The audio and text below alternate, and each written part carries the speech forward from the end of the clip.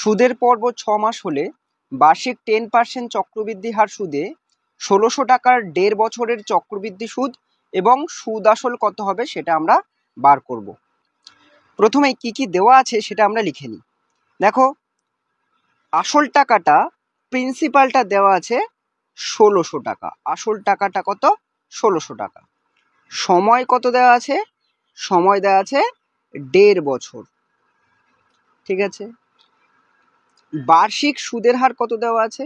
দেখো, 10%, মানে ১ বছরে কত সুদ দেয়? 10%। বার্ষিক সুদের হার 10% মানে হচ্ছে 12 মাসে দেয় হচ্ছে 10%। 1 মাসে কত দেবে? 1 মাসে দেবে 10% বাই 12, তাই না? সুদের পর্ব যদি 6 মাস হয়, 6 মাস অন্তর অন্তর যদি টাকা দেয়, তাহলে 6 মাসে কত সুদ দেবে? কত সুদের হার হবে? 10/12 ইন্টু 6, এটা পার্সেন্টে পাবো। 6 দুগুণে 12, 5 দুগুণে 10, এটা হবে আমাদের 6 মাস পর্বে সুদের হার। তাহলে আর এর মান যেটা আমরা ফর্মুলায় বসাবো, রেট অফ ইন্টারেস্ট, সেটা বসাবো 5%। 10% বসালে হবে না, কারণ এখানে বলে দিয়েছে সুদের পর্ব 6 মাস। বোঝা গেছে? সময়টা দেখো, 1.৫ বছর দেওয়া আছে। 6 মাস অন্তর অন্তর যদি টাকা দেয়, তাহলে কটা পর্ব হচ্ছে? একটা 6 মাস, দুটো 6 মাস, তিনটে 6 মাস, মানে কি 1.৫ বছর হচ্ছে। তাহলে নাম্বার অফ টার্নস সেটা কিন্তু 3। এখানে এন এর জায়গায় কত বসাবো? 3 বসাবো, কারণ 3 বার টাকা দেওয়া হচ্ছে। 1.৫ বছর মানে কি 6 মাস 6 মাস 6 মাস। তাহলে ফর্মুলাটা কি ছিল? সুদ আসল বা সময় চক্রবৃদ্ধি বা অ্যামাউন্টের ফর্মুলা কি ছিল? P into 1 plus R by 100 whole to the power n, যেখানে প্রত্যেকের মান আমরা পেয়ে গেছি। এ মানে অ্যামাউন্ট, মানে সুদ আসল বা সমল চক্রবৃদ্ধি সুদ। তাহলে ফর্মুলাতে আমরা বসাই এ ইকুয়াল টু পি। পি মানে কত? আসল টাকাটা ১৬০০ টাকা, 1 প্লাস আর সুদের হার কত লিখবো? 5, রেট অফ ইন্টারেস্ট। 100টা যেমন আছে থাক পার্সেন্টের জন্য, আর এখানে কত থাকবে? 3 থাকবে, যেহেতু এন এর মান কত? 3।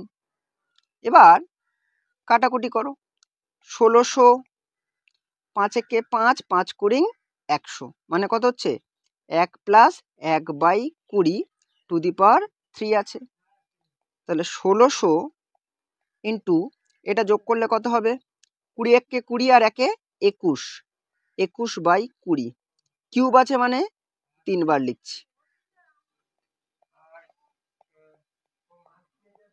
নিচে এই 0 কেটে দিলাম, এই 0 কেটে দিলাম। তাহলে এই 2 আর 8, 8 দুগুণে 16। দেখো নিচে 2 আর 2 মিলে 4, আর উপরে 8 আছে, 4 দুগুণে 8। তাহলে কত থাকছে? 2 ইন্টু 3টে 21, 3টে 21, আর নিচে একটা 0 কিন্তু পড়ে আছে, মানে 10। উপরের 3টে 21 আর 2 গুণ করে 18522 পাবে, আর নিচে কত আছে? 10। আর 10 থাকা মানে কি? একটা সংখ্যার আগে পয়েন্ট দিয়ে দেবো, 1852.2। এটাই হচ্ছে আমাদের কি? সমল চক্রবৃদ্ধি বা সুদ আসলের টাকা। এবার যদি চক্রবৃদ্ধি সুদ বা কম্পাউন্ড ইন্টারেস্টটা বার করতে হয়, তাহলে সুদ আসল থেকে আসলটা বাদ দেবো। সুদ আসল আমরা কত বার করেছি? 1852, 1852.2 বা 20 বলতে পারো, মাইনাস ১৬০০ টাকাটা ছিল আমাদের আসল টাকাটা, বিয়োগ করলে কত হবে? 252, 252.2 বা 20 বলতে পারো। এই জিরোটার কিন্তু কোনো ভ্যালু নেই। তাহলে এই 252.20 এই টাকাটা হচ্ছে আমাদের সুদের পরিমাণ। কি সুদ? সেটা হচ্ছে চক্রবৃদ্ধি সুদ, কম্পাউন্ড ইন্টারেস্ট।